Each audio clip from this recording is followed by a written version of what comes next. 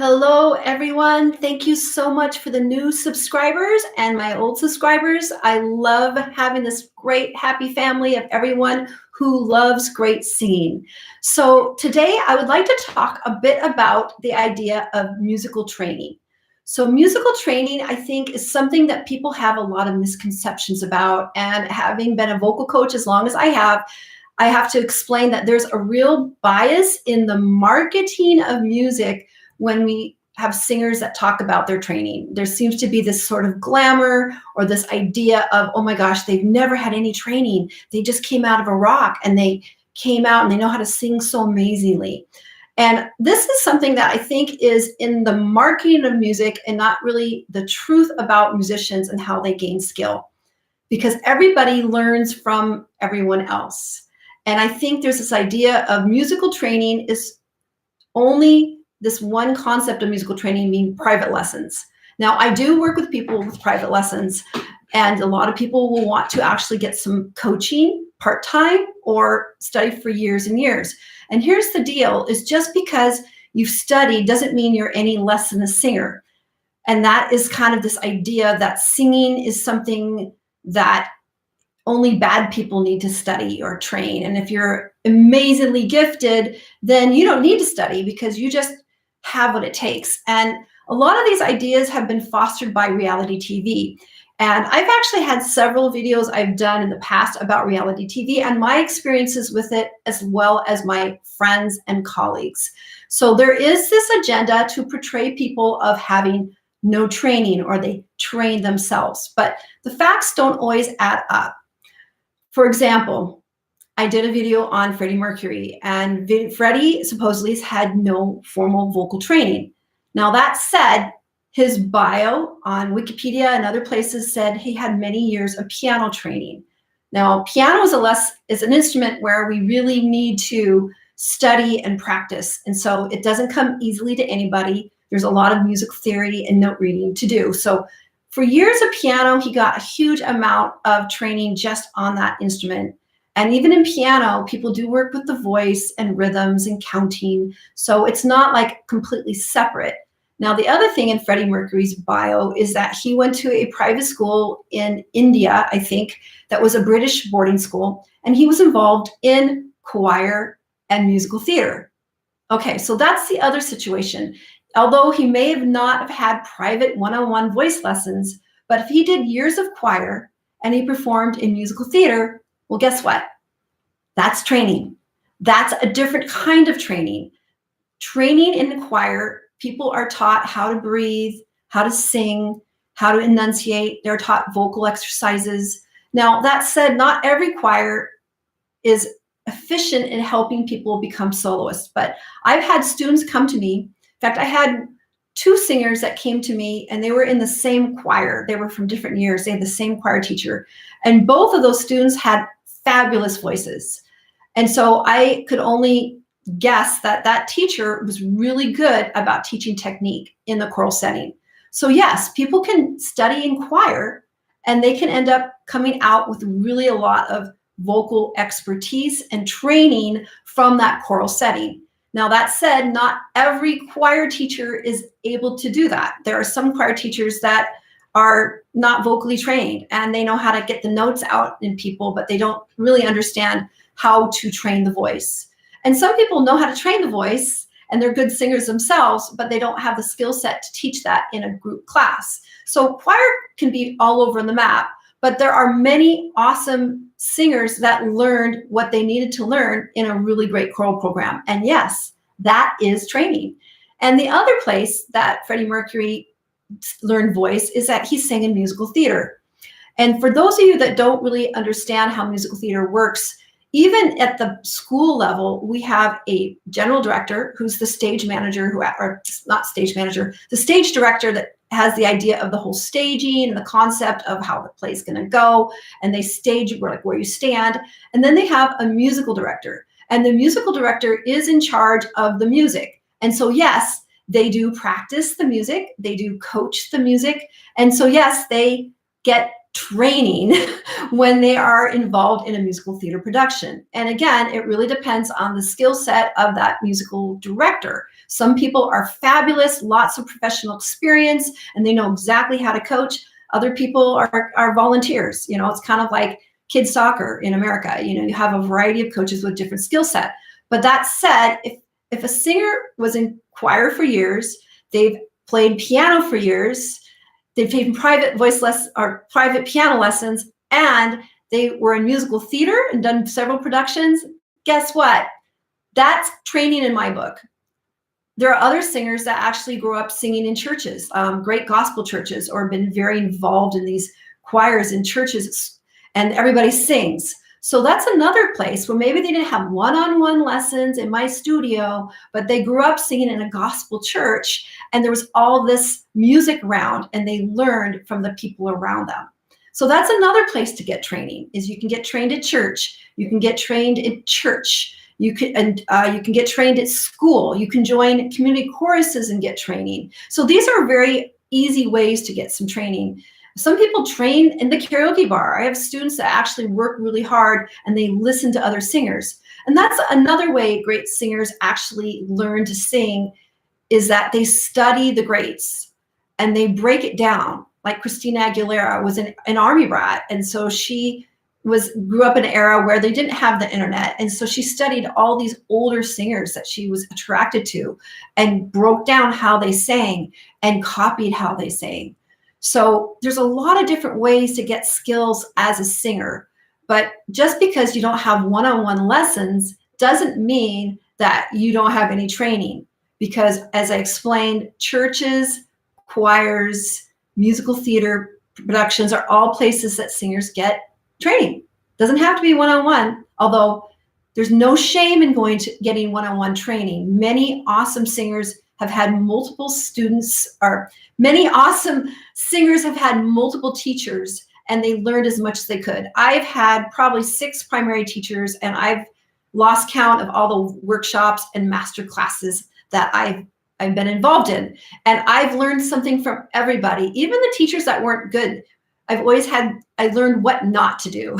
So even my teachers that I struggled with, I learned I'll never do that with my students. So I just want to let you know that musical training can come from all kinds of places. And one more thing is that singers that have instrumental training first often have an easier time, because I've known singers that played an instrument, they were around in bands and like drummers, and they said, hey, I want you to sing. And they get up and sing, and they already have that discipline in the ears, because a lot of being a musician is not just the physical aspect of the voice, which we're learning to coordinate, but it's listening. It's learning to listen to the music and get a sense of it, what it sounds like. And that's something anyone can do. All right, so I see I have a comment from Randy White. So true, the best singers I've ever heard were in church, sang for the love of it. Exactly. Personally, I think singing in church is one of the best ways to become a good singer. And I know church isn't for everyone, but I actually grew up singing in church as well. I went to an old school Lutheran church. So I think they were just starting to doing some pop singing, but it was really a great opportunity for me to sing there. One of the first performances I did, because all the old ladies loved me. It didn't matter what I did. And it was just singing for God. And sometimes when you're singing for God, you forget that it's about you, because that's what it's supposed to be about. We're supposed to serve people. So yeah, church is a really great place to start singing, I feel, because, and it's a good discipline. In fact, recently I had a church job. Actually, I sang in churches in Seattle for about 12 years, and it was a great discipline because you have to sing no matter how you feel. So, I sang sick, I sang slightly hungover, I've sung with hardly any sleep. I've had a lot of experience where it didn't matter. I just had to show up and do it. And it made me realize that singers are much more capable than they think. They tend to be hypochondriacs and stuff. So yes, you can get training lots of places.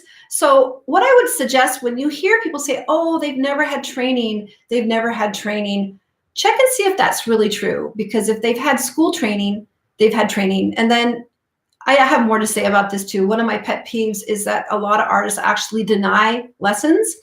For example, Jewel was on a TV show years ago, And she said, nope, she never had any voice lessons, never had any. But she went to Interlochen, which is a performing arts school, and she studied singing. So guess what? She had voice lessons. That's what happened. People had lessons. If they're going to a performing arts school, they had lessons.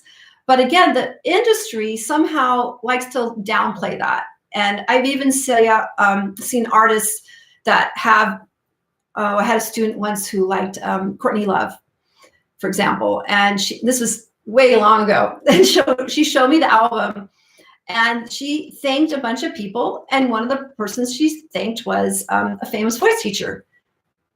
She didn't say, oh, thank you to my voice teacher. She mentioned his name. And if you didn't know who his name was, you wouldn't know she was thanking her vocal coach. So again, it's downplayed, and you don't really need to feel ashamed about voice. All right, Randy wrote, is it possible for someone not to be able to carry a tune no matter what? I think it's a little harder for some people.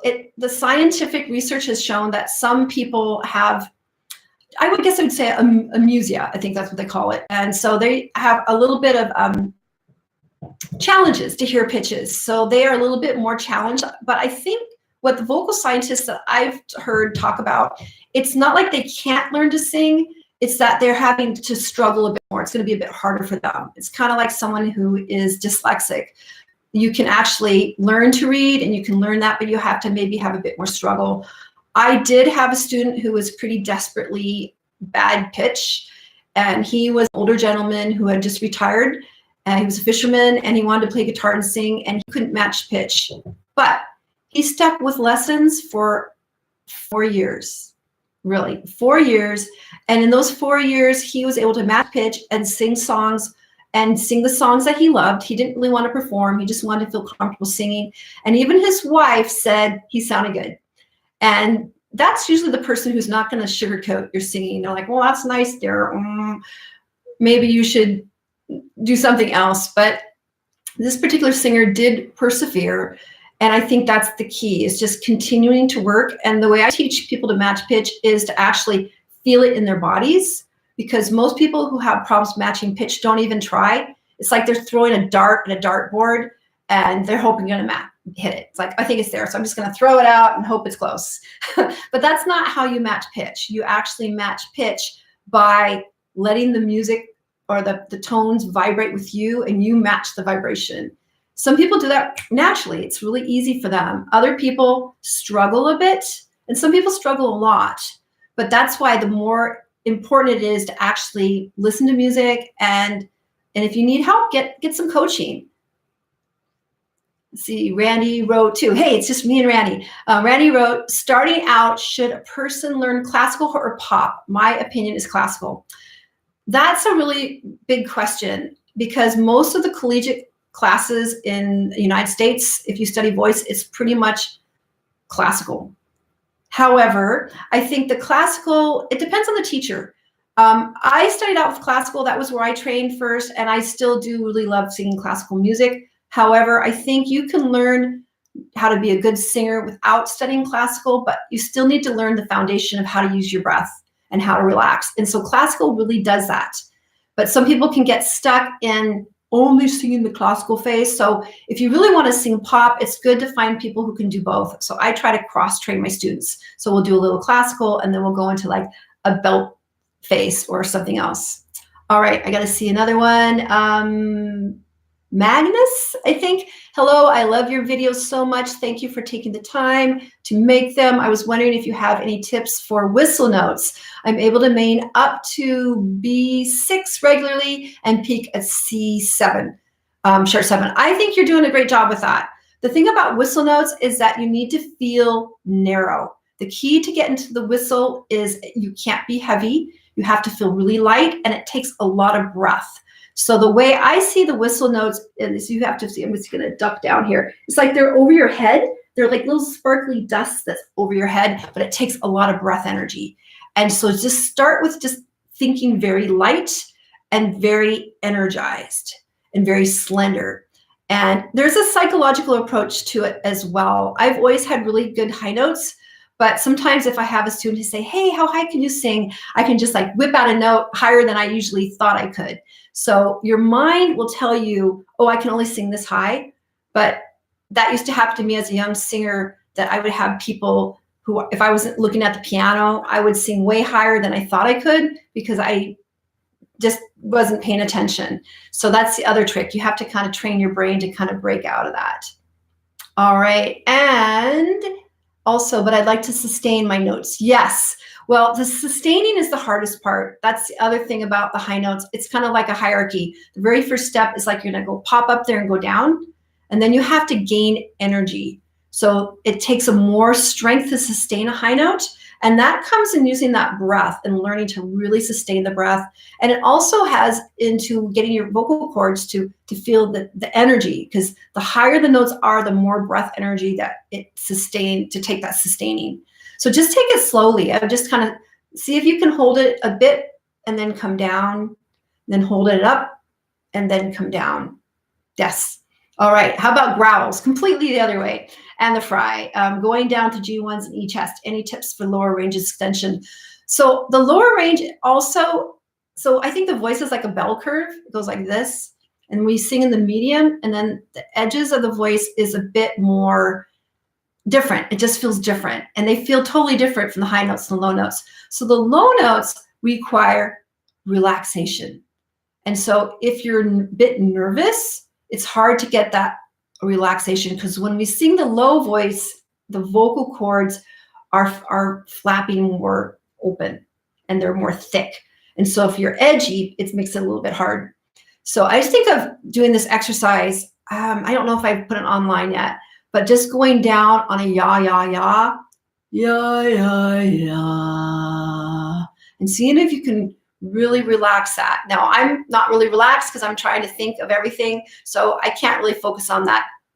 But I have this mental image picture on the low notes is like dropping an anchor or going to the bottom of a well, and just try to relax. Don't push. The thing about low notes in the voice is you can't push the low notes.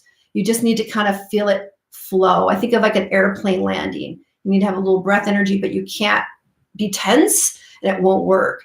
And especially with the growls. And I have experimented with growls. I cannot say I am a master growler, but it also has breath, has to be relaxed and energized. So that's kind of what we're working on with singing, is relaxing and energizing and getting a sense of that balance in that. All right, thank you guys. I have to get going, but let me know next time what you guys would like me to talk about, and I would love to talk more. All right, I got one more message from Randy. Let's see what he says. I am in an old school and I miss the purity in singing today. Seems like vocal gymnastics is a trend and rewarded. What's your opinion? I agree. I like to see singers sing from the heart. And I think any vocal gymnastics should serve the music and not the singer. And so we get a lot of people kind of showing off sometimes, like, here's my riff, and it just sounds kind of gratuitous to me. I think the riff should always be serving the music. So if there's a riff there, it's supposed to, can't think of the right word, it's supposed to accentuate the lyrics and the feeling. And it should be done judiciously, like a spice. Like, here I am, and it's going to be like, oh, this means a lot to me, and I'm going to give a little bit of a riff. But it's not about the gymnastics. It's about the feeling inside, and the voice is just the way we express that. All right, I do have to go. Thank you so much, and I look forward to doing 2 more live streams for you guys later. All right, take care. Bye.